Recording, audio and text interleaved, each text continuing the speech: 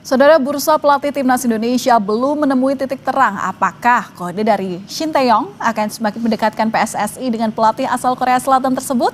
Kita bahas malam hari ini bersama analis sepak bola Haris Pardede. Selamat malam Bung Harpa, apa kabar? Selamat malam juga. Baik sekali Mbak Valen dan juga pemirsa Kompas TV. Baik, terima kasih sudah menyempatkan waktunya bersama kami di Kompas Malam. Bung Harpa, ini pernyataan STY itu bilang bahwa hati saya tetap condong ke Indonesia. Nah, apakah pernyataan ini bisa jadi pintu masuk rekonsiliasi PSSI dan STY?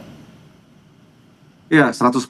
Yaitu adalah sebuah pintu pintu rekonsiliasi yang dibuka. Satu pertanda bahwa STY kalau memang ada itikat baik atau ada tawaran dari federasi, dia akan menyambut itu. Karena mungkin ya orang bisa punya duit 10 miliar, 100 miliar, bahkan juga 1 triliun, tapi untuk merasakan bagaimana dia diterima, bagaimana di setiap stadion namanya bergema, bahkan ketika dia sudah dipecat, itu sesuatu yang priceless. Jadi itu bisa dimaklumi, bisa diterima, make sense, dan semua checklist saya sudah paparkan dalam beberapa kesempatan itu sudah masuk semua, adaptasi, availability, lalu soal gaji yang kita tahu juga masih dicicil, ini kan juga menghemat budget, dan juga acceptance, ini semuanya checklist. Tinggal bagaimana federasi ini, ya individu per individu itu bisa mau menurunkan egonya, kemudian juga meredam orang-orang yang katakanlah berseberangan untuk mengambil opsi CLBK atau kembali meng-hire Sintayong membesut tim nasional kita.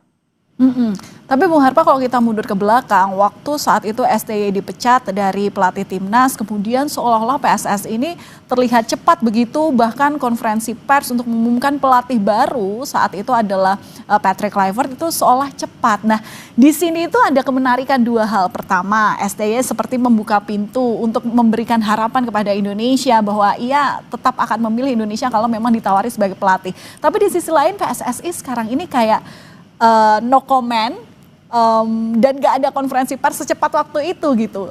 Seperti apa sih membaca peluang STY bisa kembali ke timnas dengan sikapnya PSSI sekarang? Ya, kalau saya lihat peluangnya masih 50-50 ya, mungkin 51-49 lah, jadi masih tipis-tipis. Saya pikir diamnya PSSI selama ini hanya ada dua kemungkinan. Ya, mereka mau buying time dulu sambil melihat situasi, atau yang kedua, bukan tidak mungkin ada dua kubu yang saling gontok-gontokan dalam pemilihan pelatih baru nanti. Katakanlah kubu yang menginginkan STY kembali dan juga yang tidak menginginkan STY kembali. Yang pasti memang harus diakui ada subjektivitas dalam treatment baik di bulan Januari lalu dan juga di bulan Oktober. Kalau kita masih ingat di bulan Januari lalu, ketika Sintayong dipecat tanggal 6, berkasnya hanya dikasih pagi-pagi, siang langsung diumumkan, kemudian selang 5 hari kalau saya nggak salah, tanggal 11 Januari itu langsung diumumkan pelatih baru, diperkenalkan bahkan Patrick Kluivert di Hotel Mulia. Dan bahkan saat itu Pak Erick Thohir mengatakan untuk pencarian pelatih baru itu, we've been discussed many months before. Berarti kan ini sekitar Oktober, bahkan maksimal November. Nah, sementara saat ini ya Patrick Kluivert yang kita tahu tidak perform, tapi butuh waktu yang cukup lumayan lama untuk memecat dia menurut saya. Dan kemudian untuk memilihnya itu susah sekali, lama. Dan bahkan Pak Ketum itu udah janji 2 hari kan, dari mulai hari Kamis, tapi sekarang sudah Jumat, Sabtu, Minggu, Senin, Selasa, udah mau Rabu, udah seminggu ini belum ada hilalnya. Jadi ya Apa kira-kira yang membuat STY susah untuk kembali ke timnas? Padahal desakan masyarakat, desakan supporter itu besar sekali pengen STY balik. ya, pertama bukan hanya soal desakan ya, tapi juga kalau kita lihat variabel-variabel semuanya checklist. Nah, apa yang membuat dia susah ke timnas? Saya rasa tadinya 3 sebenarnya. Satu itu dari Sintayong sendiri, kedua dari ketua umum, dan yang ketiga orang-orang di sekitar ketua umum. Kalau kita lihat dari ST kan kita sudah bahas, jadi sudah memberikan tanda untuk CLBK. Nah, ini sebenarnya tadinya saya pikir malah susah, karena kan luka yang ditorehkan itu bulan Januari mungkin saja belum sembuh, tapi ternyata tampaknya sudah kering. Dan dengan celotehan di sebuah podcast bahwa dia sangat senang kalau bisa kembali ke Indonesia. Tapi yang kedua nih, Pak Erick ini bagaimana nih, mau nggak beliau menurunkan egonya? Saya yakin sekali nih ya, kalau beliau mau menerima ini, maka kepercayaan masyarakat kepada federasi dan beliau ini akan kembali pulih.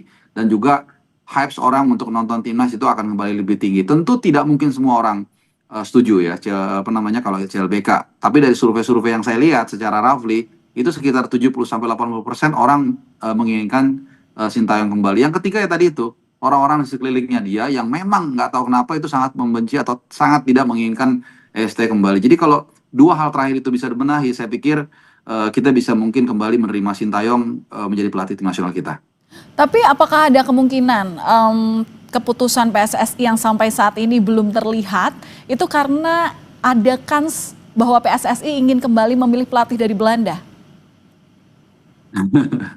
Ya, memang kita nggak bisa mengeneralisir ya, tapi paling tidak ada pattern yang kita bisa lihat bagaimana apa ya kelakuan dari tim kepelatihan Belanda ini ya seperti apa. Masyarakat bisa menilai sendiri. Kebetulan saya juga ada di stadion saat itu di King Abdullah Sport City di Jeddah. Ya setelah pertandingan mereka hanya berdiri di pinggir lapangan, sementara fans bahkan manajer timnas Pak Sumarji dan staf yang lain-lain yang juga jarang kelihatan itu juga memberikan apa ya say hello lah kepada fans yang saya tahu betul pengorbanan mereka sangat luar biasa untuk datang ke stadion. Kemudian setelah itu mereka menyelonong ke Belanda ya walaupun nggak ada yang dilanggar peraturan tapi kan ini ada kepatutan ya. Yang kemudian yang ketiga ternyata tentunya pernyataan dari asisten pelatih Alex Pastur yang saya pikir tadinya dia orang yang acceptance cukup tinggi tapi kemudian komentar-komentarnya kalau menurut saya ya itu cukup menyakitkan dengan mengatakan tidak logis untuk tim nasional kita lolos ke Piala Dunia. Padahal ya kemarin di round 3 kita berhasil loh menahan imbang 1 sama Saudi dan juga mengalahkan mereka 2-0 di Jeddah. Iya, tapi kalau kita lihat agenda ke depan ya untuk timnas yang memang bahkan November ini ada FIFA Matchday. Kapan sih idealnya PSSI harus menentukan siapa pelatih timnas? Ya idealnya sudah saatnya secepatnya ya karena kalau saya nggak salah itu FIFA Matchday bulan November itu sekitar tanggal 10 atau tanggal 11 mulainya. Jadi kalau kita hitung-hitung ya mungkin nggak sampai 3 minggu dari sekarang lah. Jadi bayangkan kalaupun andai kata sekarang deh dipilih ya pelatih baru itu kan adaptasinya masih panjang, Mbak. Bagaimana dia ntar perkenalan dulu lah, salaman sini, salaman sana. Apalagi kalau kayak dulu kan banyak gimmick-gimmick lah. Makan inilah, makan itu segala macem. Belum lagi pengenalan ke para pemain. Lalu kemudian macam-macam itu butuh waktu.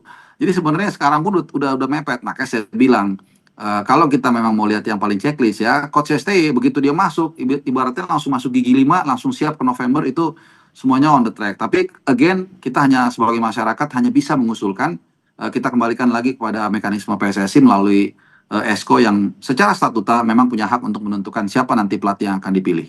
Ya, bola panas sekarang ada di PSSI. Masalahnya penjelasan itu penting bukan hanya soal pergantian pemain, tapi juga untuk menunjukkan transparansi keputusan yang nanti akan diambil federasi. Ya. Baik, terima kasih atas analisis Anda, Bung Haris Pardede, dan terima kasih sudah bergabung bersama kami di Kompas Malam Kompas TV. Salam olahraga, salam sehat selalu. Salam olahraga.